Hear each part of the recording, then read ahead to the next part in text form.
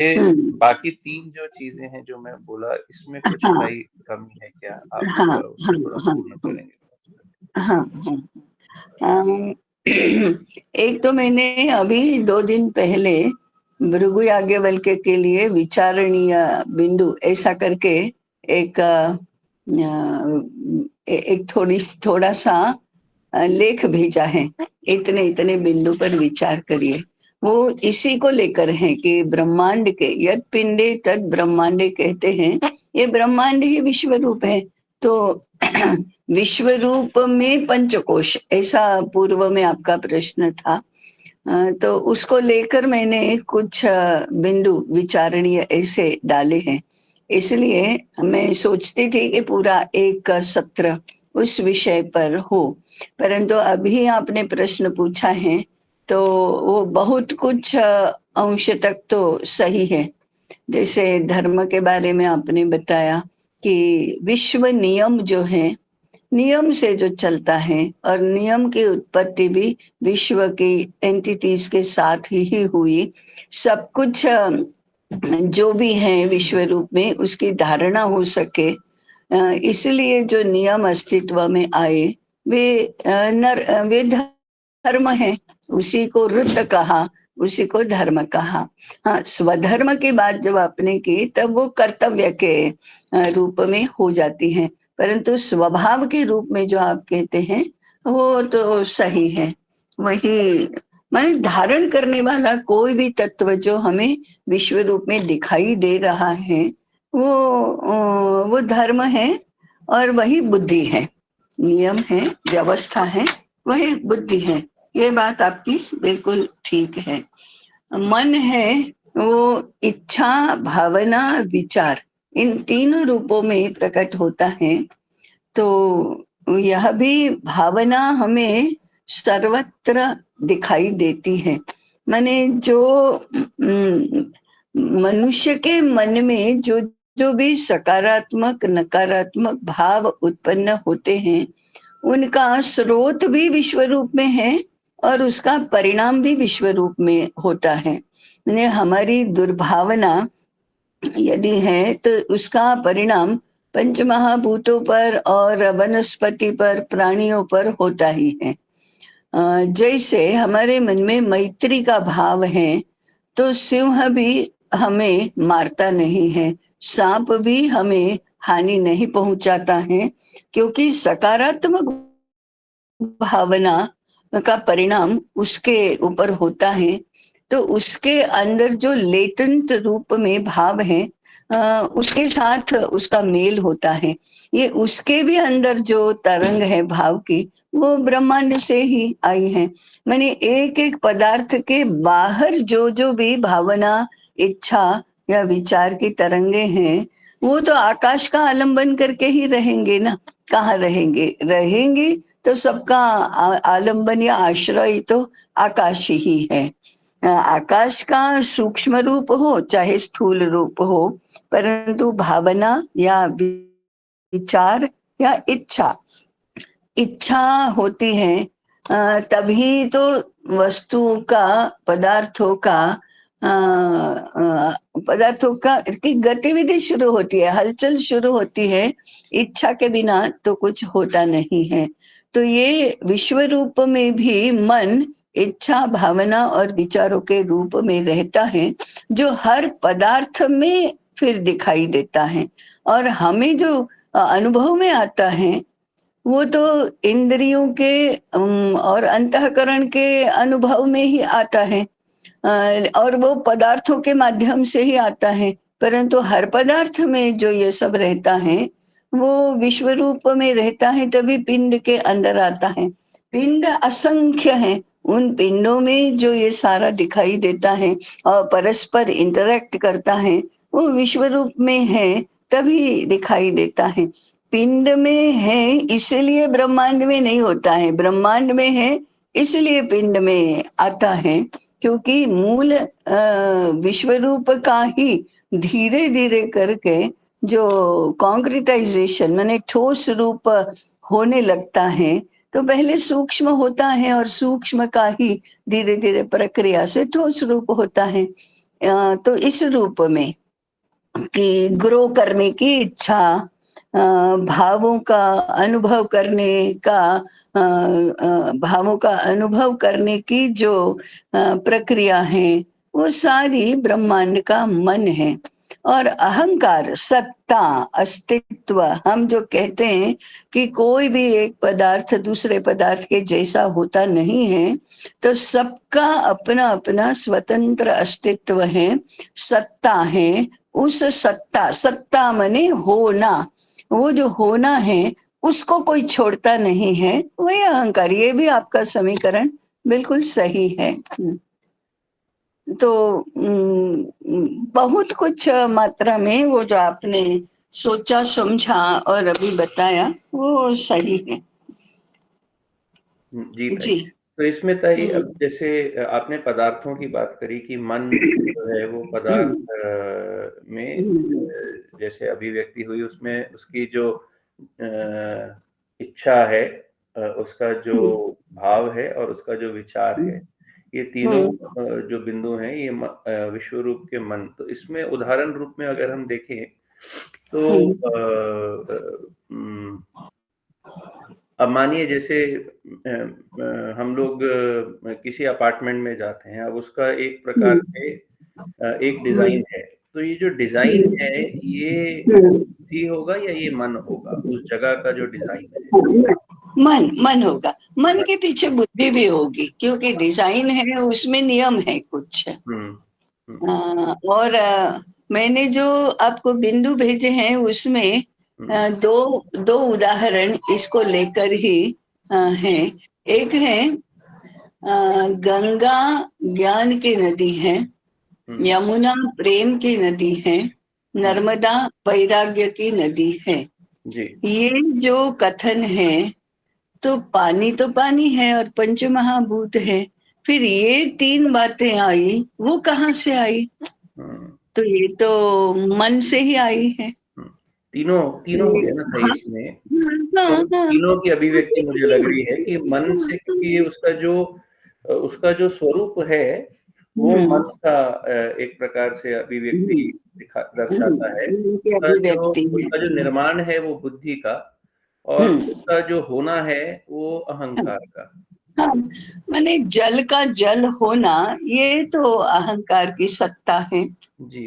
परंतु ये जो तीनों वैराग्य है, ज्ञान है, प्रेम है, हुँ, ये मन की और हृदय की भावनाएं हैं। जी, ज्ञान बुद्धि का क्षेत्र है। तो ये तीनों मिलकर महाभूत, जल नाम के महाभूत को भी एक दूसरे से अलग बना रहे हैं। हुँ, हुँ, वैसे हम एक एक स्थान की मिट्टी में उगे हुए चावल और दूसरे स्थान की मिट्टी में उगे हुए चावल, हुँ, चावल महाभूत है, मिट्टी भी महाभूत है, हुँ, परंतु गुण अलग हैं दोनों के। ये हुँ, तो अंतःकरण ही है। जी। और इसमें तो गुण अगर देखें तो गुण जो है वो अ, हुँ, इसमें इसमें जो उसका अहंकार और उसके मन को कैसे अलग करके देखा जाए ताई? चावल का जो उदाहरण लिया आपने, जो गुण है उसका।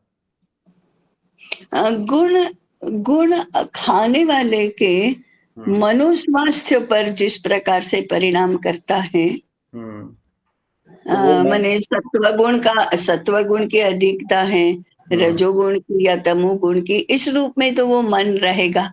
जी।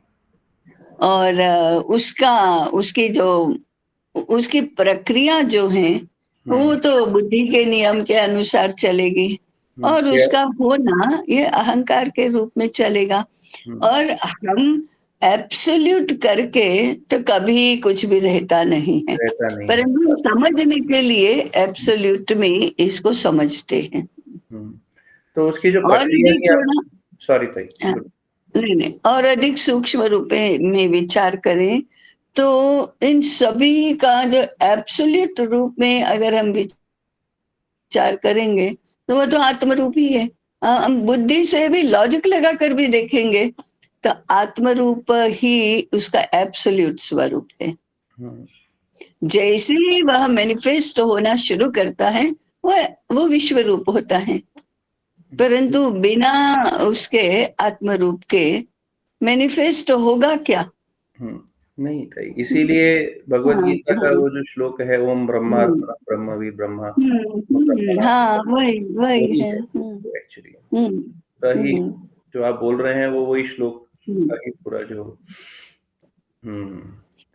तो इसमें हाँ जो आप चावल की जो अन्न की जो प्रक्रिया की बात कर रहे थे कि हमारे शरीर हम्म, को कैसे उगा है और हमारे शरीर में कैसे पचता है, हाँ ये नियम एक प्रकार से है हम्म, और हाँ ये बुद्धि की अभिव्यक्ति हुई जी उसके जी संदर्भ में। जी, जी। ताई विश्वरूप हम्म, के चित्त के बारे में थोड़ा आप बताएँगे तो हम्म। मूल मूल रूप में जो होता है वह चित्त होता है। ये चिज्जड़ ग्रंथि के बाद जो उसका जो एक रूप में रहना, उसका संग्रह होकर रहना, प्रक्रिया की शुरुआत जहां से होती है वह उसका चित्त है। वह उसका चित्त है। और चित्त के रूप में तो सारा सब कुछ एक साथ होता है। उसमें फिर मन बुद्धि अहंकार ऐसा अलग कुछ नहीं रहता है। तो सभी का आत्म रूप और विश्व रूप होने की जो प्रक्रिया शुरू होती है, प्रारंभ चित्त से होता है। और इसलिए उसमें तीनों गुण निहित हैं। और पांचों महाभूत भी आकाश सबसे सूक्ष्म है और उसका भी चित्त के साथ संबंध है। और उन सब का आत्मरूप आत्मरूप से जो चेतन तत्व बनता है उसके साथ संबंध है। परंतु चेतन और जड़ जब एक होते हैं तब पहले चित्त रूप होते हैं। उसको सांख्य में महत्व भी कहा है।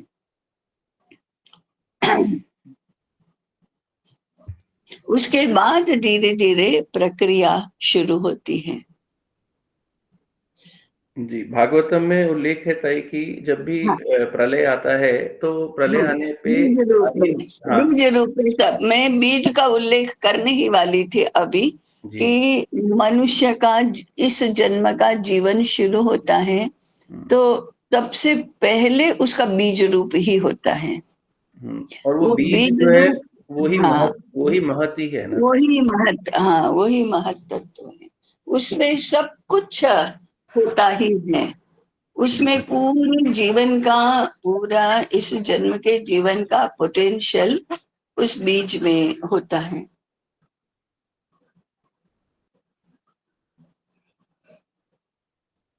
और उस बीज में भी यदि वो बीज कितना भी सूक्ष्म हो तो भी टेंजिबल होता है, परंतु उस टेंजिबल के अंदर टेंजिबल का आश्रय करके जो रहता है, जो इनटेंजिबल है, वही बीज का बीज रूप है।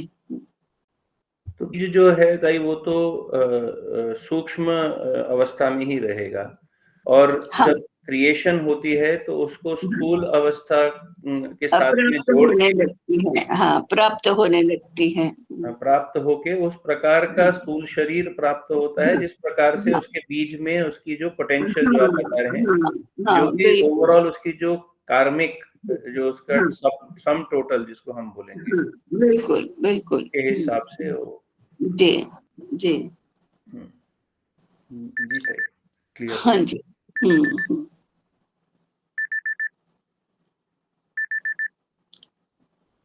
जी। तो अनु जी। अगला प्रश्न श्रीनिवास, हाँ नहीं, राजेंद्र जी का था ताई। हाँ, राजेंद्र जी आए क्या? हाँ ताई, सभी लोग जुड़ गए हैं ताई। अच्छा, संदीप जी भी जुड़ गए। हाँ हाँ, ठीक। हाँ जी। शरीर स्वास्थ्य है तो भी किसी न किसी निमित्त से कभी बुखार आ ही जाता है। अब बुखार आता है तो 2-3 दिन, 4 दिन, टाइफाइड है तो 7 दिन लंघन करना होता है। क्रुश हो जाते हैं और फिर शरीर शुद्धि हो जाती है तो स्वास्थ्य लाभ हो जाता है। तो अब ये टाइफाइड में यदि 7 दिन, 14 दिन, 21 दिन का बुखार आता है तो लाखों वर्षों के इतिहास में अथवा ज्ञात इतिहास कहो कि 10,000 वर्षों के इतिहास में ये 200-300 वर्ष क्या होते हैं, कभी तो होता ही है। तो इसको समय के साथ नहीं चलना या ऐसा नहीं कहते, निमित्त हो ही जाते हैं, बुखार आने के भी निमित्त हो ही जाते हैं, जुकाम होने का निमित्त हो ही जाता है, वर्षा में भीगे और फिर उसमें हवा लगी, ये हो ही जाता है। या कभी कॉम्प्लिकेटेड बीमारी भी हो जाती है। इसका अर्थ ये नहीं कि मूलतः यह शरीर स्वस्थ नहीं है, ऐसा नहीं होता है। या कभी हम चलते चलते ध्यान नहीं रहा और ठोकर लग जाती है, गिर जाते हैं, खून निकलता है, कभी हड्डी टूट जाती है, तो हो जाता है ऐसा, तो इसका उपचार करना होता है। हाँ, लेकिन वो जब दर्द होता होता है तब हम ज्यादा विवल भी हो जाते हैं और ये कहाँ से आ गया, अब क्या करेंगे, इसका उपचार क्या है, ऐसा करते ही है ना। तो इतना बहुत अधिक इसके बारे में हमारा दोष, हमारा स्वयं का दोष निकालने की आवश्यकता नहीं है। कभी कभी गलती से खिड़की खुली रह गई तो संध्या के समय मच्छर अंदर आ ही जाते हैं और फिर उसका परिहार करने में कितना ये लगता है। अब बस खिड़की खुली क्यों रखी, ध्यान क्यों नहीं रहा, ये हमने गलती की ना, तो फिर ठीक है, मच्छर तो आएंगे और काटेंगे, दोष मच्छरों का नहीं, दोष तुम्हारा है, ऐसा करने की क्या आवश्यकता है।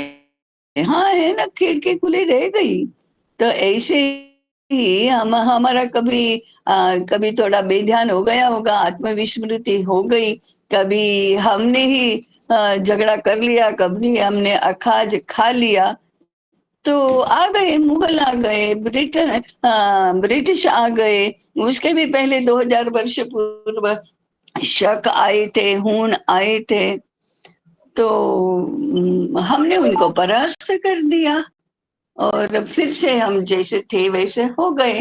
तो हम, ऐसा तो हो ही जाता है। ऐसा इसको लेना चाहिए कि इतिहास में इतने लाखों वर्षों में या हजारों वर्षों में, 200-400 वर्ष में ऐसा अप्स एंड डाउन हो जाते हैं। ऐसा ही हो गया, कभी भूल जाते हैं, तो प्रमाद हो गया, ऐसा भी कह सकते हैं। प्रमाद हो गया तो हम गलती सुधार देंगे, आत्मविस्मृत हो गए थे, अब स्मरण करेंगे। ऐसे प्रजाओं के इतिहास में, राष्ट्रों के इतिहास में और दीर्घ काल के इतिहास के परिप्रेक्ष्य में हमें इस समयावधि को, इस पीरियड को ऐसे देखना चाहिए। हो गए ना। हाँ, हमारे श्रेष्ठ बुद्धिमान लोग भी कभी बुद्धि विभ्रम के शिकार हो गए, ऐसा तो हुआ। तो बात तो ठीक है कि हमने सावधानी नहीं रखी तो हमला हो गया और फिर जरा ज्यादा ही लंबा चलने वाला ये सारा अव्यवस्था का राज्य हो गया। ऐसे मैं इसे ऐसे देखती हूँ, घटनाएं तो वही की वही हैं, परंतु उसकी जो मैं एक मुद्दा हमेशा ये रहता है कि ऐसा क्या था कि हम लोग इतने अच्छे थे तो इतना आक्रांत हो गए। तो हमारा दोष दिखने की, ये आत्मग्लानि जो होती है ना, उसमें से ये हमारा ही दोष देखने की जो एक दृष्टि विकसित होती है, उसको स्वस्थता से देखना चाहिए। दोष रहे ही होंगे, ऐसे ही दोष जो हमने वर्षा में भीगना और फिर हवा लगना, इसमें से हम अपने आप को नहीं बचा सके, तो ऐसा होता है। तो प्रमाद हो गया, आलस्य है, तमोगुण छा जाना, तो प्रजाओं पर भी छा जाता है, राष्ट्रों पर भी छा जाता है और वातावरण में भी छा जाता है। तो ऐसा तमोगुण का प्रभाव रहा होगा उस समय, जो विविध रूप से दिखाई दिया कि ज्ञानियों ने भी अपने ज्ञान को एक तरफ करके, बुद्धि को एक तरफ करके शरणागति स्वीकार कर ली, या अरे वाह ये तो आधुनिकता है, या फिर ब्रिटिशों ने जो अत्याचार किए उससे हम इतने दब गए कि होश नहीं रहे, ऐसा कुछ काल के लिए हुआ। परंतु भारत के इतिहास में इससे भी बहुत बड़े बड़े युद्ध, बड़े बड़े बड़ा अराजक पहले भी हुआ है। फिर वेद काल में महाभारत से भी भीषण युद्ध हुआ है। रामायण काल में ऐसा ही हुआ है, आतंक बढ़ गया था। ऐसे कैसे सीता को कैसे उठा कर ले गया रावण, ऐसा पूछने से क्या पूछने में क्या स्वारस्य है। परंतु लोग ऐसा प्रश्न हमेशा पूछते भी हैं और बहुत लोगों के पास इसका कोई उत्तर नहीं होता है। ये हकीकत है।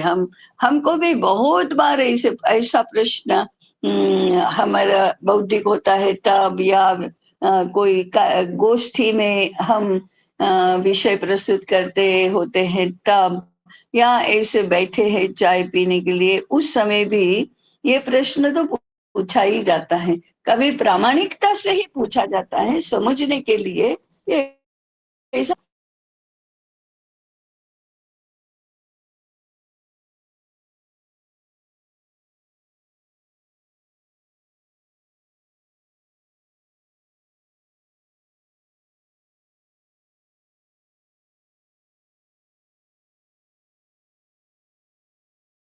हमारा बचाव करने की आवश्यकता नहीं, हमारा भी दोष रहा ही होगा, ऐसा मन में समझकर इस प्रश्न को पूछा भी जाता है। और उत्तर देते समय भी हम इतने डिफेंसिव हो जाते हैं कि इसके ऊपर किसी का भरोसा भी नहीं होता है।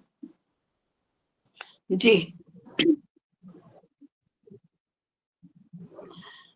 हाँ, उसको ये बात भी है कि हम लोगों को हमसे अलग, माने दुष्ट कोई हो सकता है, इतना दुष्ट हो सकता है, इसकी कल्पना भी नहीं आई।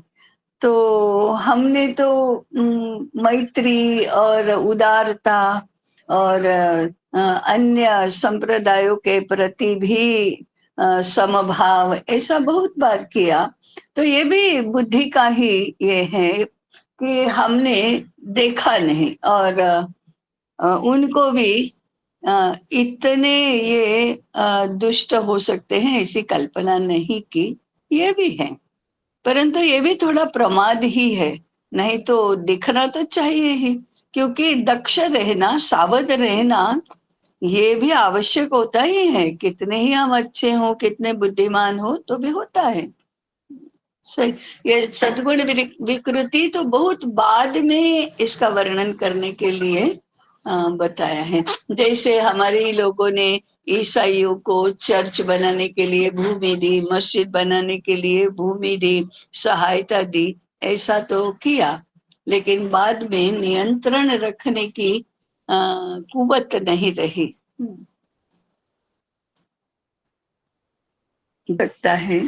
हो सकता है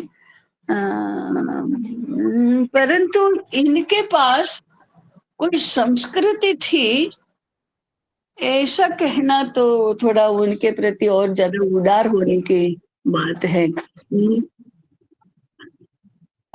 संप्रदाय का जुनून सबसे बड़ा था और उसके साथ आधिपत्य ये भी जुड़ा हुआ है, और उसके पीछे धन की लालसा, समृद्धि जो थी उसकी लालसा, ये भी जुड़ा है। इसलिए इस्लाम तो बेसिकली पॉलिटिकल इस्लाम ही है कि संप्रदाय माने धर्मांतरण और फिर राजकीय आधिपत्य और उन दोनों की सहायता से समृद्धि की लूट, ये तीनों बातें एक साथ जाती हैं। शुरू होता है संप्रदाय से और फिर वो परिणत होता है, आगे बढ़ता है इससे। ईसाइयों का मूल था वो पहले, माने तीनों ही थे उनके, परंतु अगर तीन में से एक ही कुछ मिलता है तो वो धन लेंगे, वो पैसा चाहिए उनको समृद्धि चाहिए, माने धन चाहिए पहला।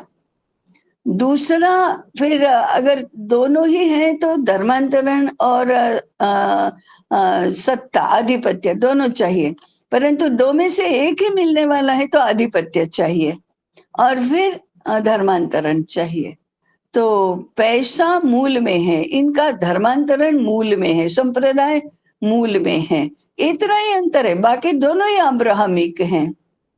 दर्शन नाम की कोई चीज इस्लाम के पास नहीं है। दर्शन नाम की थोड़ी बहुत चीज ईसाइयों के पास है।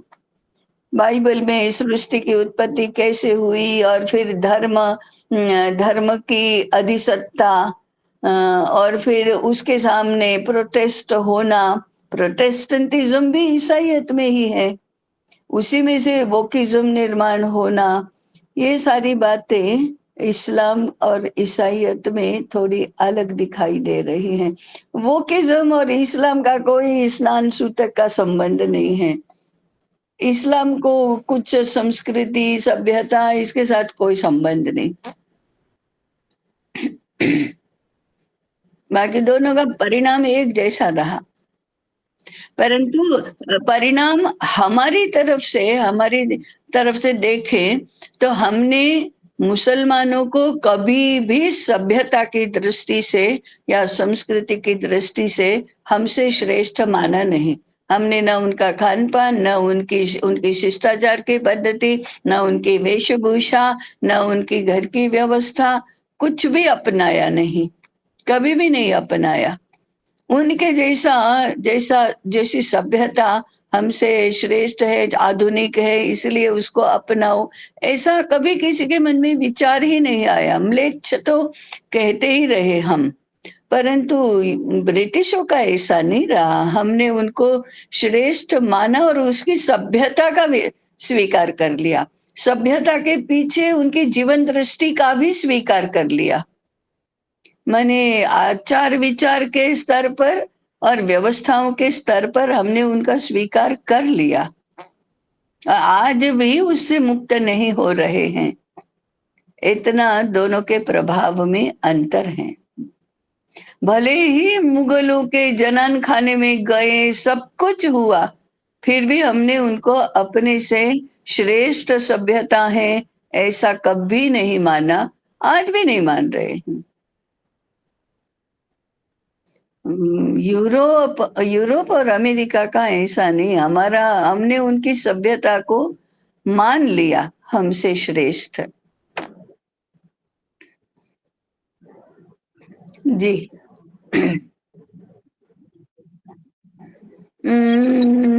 हाँ ठीक है ना, वो तो स्ट्रेटजी होती है, वो तो स्ट्रेटजी बुद्धि का गुण है, तो स्ट्रेटजी तो होती है। तो कैसे होगा, ये तो होता ही है। व्यापारी लोग भी कहाँ अपना माल ज्यादा बिकेगा और कौन सी एडवर्टाइजमेंट से कौन से सेक्टर को हम सम्मोहित करेंगे, इतना तो होता ही है। और मुसलमानों को इसकी जरूरत ही नहीं थी, उनके पास तलवार थी, वही उनके लिए पर्याप्त थी।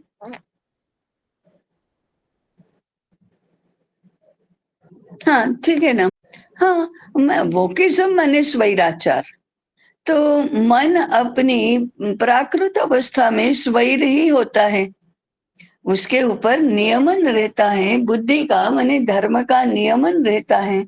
तो हमने तपश्चर्या करके और बहुत चिंतन करके विलक्षण बुद्धि से जो समष्टि जीवन की माने समाज जीवन की जो व्यवस्थाएं बिठाई थी, वो इतनी सस्टेनेबल थी कि हजारों वर्ष तक हम तो रहे, स्थिर जीवन रहा, समृद्ध जीवन रहा, सुसंस्कृत जीवन रहा। ये संस्कृति का विकास हुआ, ज्ञान क्षेत्र का विकास हुआ, ये सब हमारे यहाँ हुआ। तो उसके पीछे भी बुद्धि थी कि धर्म को नियामक मानेंगे तो सुसंस्कृत भी होंगे, समृद्ध भी होंगे, चिरंजीवी भी बनेंगे। ये देखा, इसलिए हमारा समाज इस प्रकार से विकसित हुआ। जब उन्होंने भौतिक समृद्धि को ही लक्ष्य माना और उसको प्राप्त करने के लिए दोनों ही, तलवार भी चलेगी और बुद्धि भी चलेगी, माने स्ट्रेटेजी भी चलेगी, कूटनीति भी चलेगी। ये दोनों ही बातों को हथियार के रूप में लिया और फिर ईसाई मत का प्रचार करके धर्मांतरण करना, इसको भी एक साधन के रूप में माना। तो वह धर्म प्रधान नहीं है, धर्म के नियंत्रण में रहने वाली नहीं है, धर्म को साधन मानने वाली है। इतना अंतर तो दोनों में, ये तो बेसिक अंतर है, धर्म प्रधान और अर्थ प्रधान। उनको काम प्रधान भी नहीं कहेंगे हम, काम प्रधान तो होता ही है, अर्थ के पीछे काम की प्रेरणा ही होती है, तो भी वह अर्थ प्रधान है। और हम हमारी जीवन रचना धर्म प्रधान है। और मुसलमानों के बारे में या इस्लाम के बारे में तो हम कुछ उसका वर्णन ही लॉजिकली नहीं कर सकते।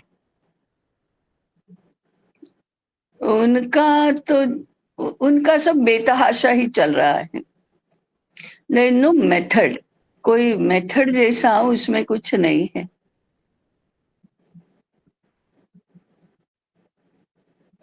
मैंने भर्तृहरि ने कहा है एक मुक्तक में कि भिन्न भिन्न प्रकार के लोग होते हैं, उसमें एक एते सत्पुरुषाः, सत्पुरुष सज्जन लोग कौन होते हैं?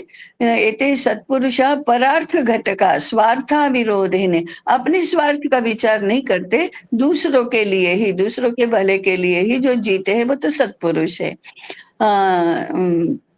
सामान्यास्तु परार्थ मुद्यम भृता स्वार्था विरोधेने, अपनी स्वार्थ का तो ध्यान रखेंगे, उसके विरोध भी नहीं जाएंगे, उसको छोड़कर दूसरों का भला नहीं करेंगे, लेकिन अपनी स्वार्थ की हानि नहीं होती है तो दूसरों का भी भला करेंगे। ये सामान्य लोग होते हैं।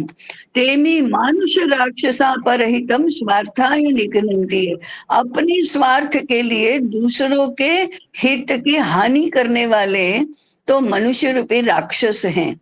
परंतु ये निघ्नन्ति निरर्थकम परहितम, कोई अर्थ नहीं, कोई स्वार्थ भी नहीं सिद्ध होने वाला, तो भी दूसरों का कल्याण ही करते हैं, दूसरों के हित की हानि ही करते हैं।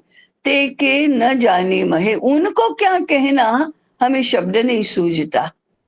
ऐसे ही इस्लाम का वर्णन करने में हमारे पास कोई लॉजिकल है ही नहीं, मारो काटो मुसलमान बनाओ, इसके अलावा और कुछ नहीं है। जी का प्रश्न है। हाँ, हम 5:55 को पूर्ण करेंगे, 6 बजे हमारी अध्ययन योजना की बैठक है ना जी ताई, अभी 12 मिनट है ताई उसके। हाँ ताई नमस्ते। नमस्कार। मेरा प्रश्न 2 पहलू में था। जो हमारा जो भी हम काम कर रहे हैं पूर्ण प्रवृत्ति विद्या क्षेत्र, सब में एक तो शायद अनुभव होगा कि ये हमारा जो सामर्थ्य और सीमा का खुद का और जो हमारे साथ जो काम कर रहे हैं, जो हम उद्देश्य, जो हमारा मूल उद्देश्य जो हमारा भारतीय होने का है, इसके लिए खुद का और दूसरों का सामर्थ्य और सीमा को कैसे समझकर हम एक व्यवस्थित ढंग से काम कर सकते हैं। क्योंकि मेरा अनुभव ऐसा रहा है कहीं कहीं हम ज्यादा समझ लेते हैं, इसलिए हमको थोड़ा तकलीफ हो जाता है, ज्यादा हम करने के लिए सोचते हैं, और कभी कभी हम कम सोच लेते हैं, इसलिए अच्छा काम नहीं होता। तो इसको थोड़ा बैलेंस कैसे, इसको समझने का कोई सूत्र मिलेगा? नहीं मिलेगा, ये कठिन है, अगर मिलेगा भी तो मुझे बहुत नहीं मालूम है। इसका अंत तो गत्वा ये तो विवेक ही है, जजमेंट का, या हमारी शक्ति कितनी है, हमारा सामर्थ्य कितना है और सामने वाले का सामर्थ्य कितना है, इसको पहचानने के लिए एक बुद्धि चाहिए। बुद्धि के 3 गुण हम कहते ही है ना, कि तेजस्वी बुद्धि, देखते ही हम समझ गए, कुशाग्र बुद्धि, हाँ ऊपर से देखते तो एकदम समझ गए, परंतु बारीकियों में देखना चाहिए, ऐसा समझकर छोटी छोटी भी उसके बातें हैं उनको समझना। और विशाल बुद्धि, ये विशाल बुद्धि की बहुत आवश्यकता है। विशाल बुद्धि माने दूर तक देखना, समय में भी दूर तक देखना और स्थान में भी दूर तक देखना। जैसे 100 वर्ष की अवधि, 10,000 वर्ष की अवधि, ये क्या हुआ, कैसे हुआ, क्यों हुआ, आगे इसका परिणाम परिणाम हुआ क्या, कैसे हुआ, प्रक्रिया क्या रही, तो फिर आगे आज जो है उसका आगे क्या होगा। हम जो आज स्थापना कर रहे हैं जिस सिद्धांत की या जिस तत्व की या जिस स्थिति की, उसका 50 वर्ष के बाद, 100 वर्ष के बाद स्वरूप क्या होगा, पोटेंशियल हम कितना डाल रहे हैं इसमें, ये तो समय की अवधि है। स्थान हम यहाँ पूर्ण प्रमिति में बेंगलोर में कर रहे हैं, पूरे भारतवर्ष में ये कैसे प्रभाव होगा इसका, कौन क्या इसमें इसका प्रसार कैसे होगा, कौन इसमें से क्या लेगा, अपनी योजना से करेगा या स्वतः की योजना से करेगा। स्वतः की योजना से करने के लिए कोई आकर्षित होगा, इसके लिए हम क्या कर रहे हैं, क्या हमारा ही कर्तृत्व है कि समय और स्थिति ऐसी है कि ये तो होना ही है, इसलिए लोग आकर्षित होंगे और करेंगे। क्या हमारा डिजाइन है या बड़ी डिजाइन का हम एक भाग हैं, ये सारा जो आकलन करना है, ये थोड़ी विशाल बुद्धि भी चाहिए। और अभिनिवेश कम होना, आसक्ति कम होना, और फिर बुद्धि हमारी उससे शुद्ध होना, उससे मुक्त होना, आसक्ति अभिनिवेश से मुक्त होना, ये ऐसी बुद्धि से ये सारा विवेक तो आता है, ये सारा हम पहचान सकते हैं। इसलिए चाणक्य है ना, उन्होंने एक मुद्रा राक्षस में कहा है, श्लोक है ऐसा, मुझे श्लोक तो नहीं ध्यान में, परंतु इसका तात्पर्य ऐसा है कि बाहर से समाचार आता है, अरे हमारी सैन्य की एक टोली तो शत्रु के साथ मिल गई, तो जाने के कहे ठीक है जाने दो। अरे अपना पूरा सैन्य ही शत्रु के पक्ष में चला गया, तो भी वो कहते हैं चाणक्य बाद में कि बाकी सब कुछ जाता है तो जाने दो, मुझे चिंता नहीं, मेरी बुद्धि जब तक मेरा साथ छोड़कर नहीं जाती है तब तक मुझे चिंता करने का कोई कारण नहीं है। बुद्धिर्यस्य बलम तस्य। तो ये बुद्धि हमारी जितनी शुद्ध, जितनी तेजस्वी, जितनी कुशाग्र, जितनी व्यापक, जितनी विशाल होती है, उतना हम सरलता से बातें समझ पाते हैं। तो ये जो समझना है, आकलन करना है, ये बहुत महत्वपूर्ण है। और विवेक, इतना विवेक तो अभ्यास से ही आता है, इतना शांत मन से ही आता है, आसक्ति कम करने से आता है, ऐसा मुझे लगता है। मैं ये कितना सही कह रही हूँ, कितना इसमें तथ्य है, सत्य है, ये तो मुझे नहीं मालूम, परंतु मुझे ऐसा लगता है। आसक्ति और अभिनिवेश ये बहुत बड़े अवरोध हैं। अभिनिवेश माने कई? हाँ, अभिनिवेश माने तो ऐसा होता है कि नहीं, हम दोष देखने के लिए तैयार ही नहीं है। हमको लगता है हाँ इसी प्रकार से सबको करना चाहिए, यही रास्ता है, और फिर कभी ध्यान में हम देखने को तैयार नहीं कि इसमें से कुछ बातें तो हमें छोड़नी पड़ेंगी, कुछ बातें रखनी पड़ेंगी, कुछ बातों के लिए इतना आग्रह रखना होगा कि कुछ भी हो जाए हम इसको नहीं छोड़ेंगे। परंतु कुछ बातें ऐसी हैं कि जो आज तक हमको लगती थी कि अरे इसके बिना तो चलेगा ही नहीं, लेकिन अब ध्यान में आ रहा है कि ये बाधा ही है, ये साधक नहीं है, बाधक है, तो भी हम छोड़ने के लिए तैयार नहीं। इसको अभिनिवेश कहते हैं। गुण और दोष? हाँ, एक गुण और दोष कह सकते हैं, ये वर्ड मुझे समझ ना, में नहीं। ये अभिनिवेश ये दोष ही है, ये दोष ही है अभिनिवेश। संस्थागत अभिनिवेश होता है, संप्रदायगत अभिनिवेश होता है, व्यक्तिगत विचारधारा में अभिनिवेश होता है, कोई कृति में अभिनिवेश होता है। नहीं नहीं, हमारे यहाँ तो ऐसा ही करते हैं, इसलिए इसको तो नहीं छोड़ेंगे। अरे ये हमारे अंतिम उद्देश्य में या व्यापक उद्देश्य में बाधा रूप है, तो भी हम छोड़ना नहीं चाहेंगे, तो इसको अभिनिवेश कहते हैं। या बदलना नहीं चाहेंगे तो इसको अभिनिवेश कहते हैं। इसको हम कभी कभी विधायक रूप में कहते हैं, नहीं नहीं, हम कर्नाटकी हैं, हम ये हमारे यहाँ ऐसा ही होता है। वो गुजरात वाला, वो क्या मीठा खाते हैं, इतना अभिनिवेश। हमारे मैंने एकदम छोटी, एकदम साधारण उदाहरण, एक फादर वालिस करके हमारे यहाँ गणित के प्राध्यापक थे और गुजराती भाषा में बहुत अच्छा लिखते थे। तो उन्होंने कहा कि देखो हमारे स्त्रियों के झगड़े कैसे होते हैं या शास्त्रार्थ कैसे होते हैं, शास्त्रार्थ इंटू इन्वर्टेड कॉमा कैसे होते हैं। एक ने कहा कि आज तो हमने कोई एक पदार्थ बनाया, दाल का पदार्थ होता है वो बनाया, तो उसमें थोड़ा मीठा कम पड़ गया, तो सब चिल्लाने लगे।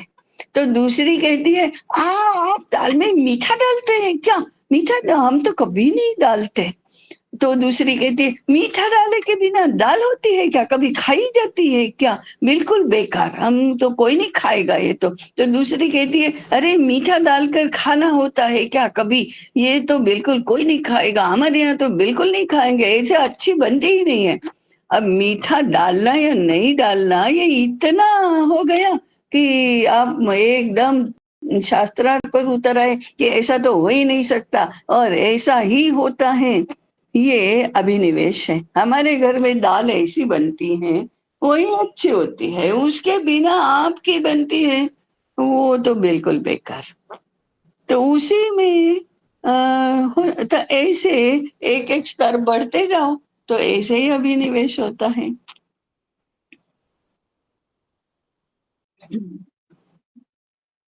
हाँ हाँ हाँ, योग में अभिनिवेश क्लेश है।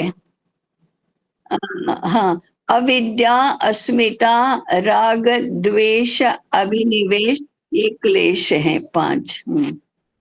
मुझे अभिनिवेश का सूत्र याद नहीं आ रहा है, परंतु स्वरसवाही विदुषोपि, विद्वान लोगों का भी इतना उसके साथ तादात्म्य है कि उसको हम छोड़ना ही नहीं, उसके साथ एक हो जाते हैं और छोड़ने पर महान अस्वस्थता होती है, उसको अभिनिवेश कहते हैं।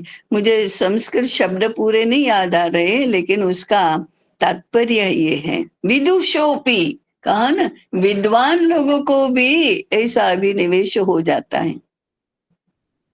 मेरे गांडीव का अपमान कभी नहीं सहन करूंगा, तो सामने धर्मराज युधिष्ठिर हैं तो भी मैं मारूंगा, तो भी मैं उनका वध करूंगा। ये अभिनिवेश है।